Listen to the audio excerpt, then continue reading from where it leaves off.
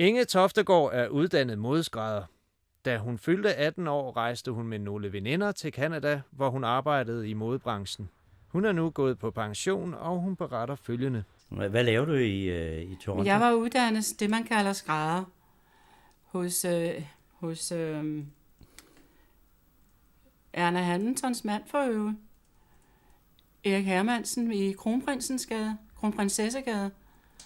Og der fik jeg nogle fine anbefalinger. Og så var jeg inden for modebranchen derovre. Det var sådan lidt anderledes end herhjemme.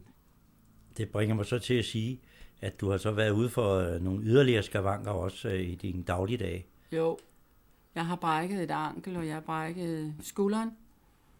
Og det var der, jeg så stiftede bekendtskab med Novafon, ikke? Der er der altså Novafon. Jeg kører den sådan henover i muskulaturen. Den går jo i dybden.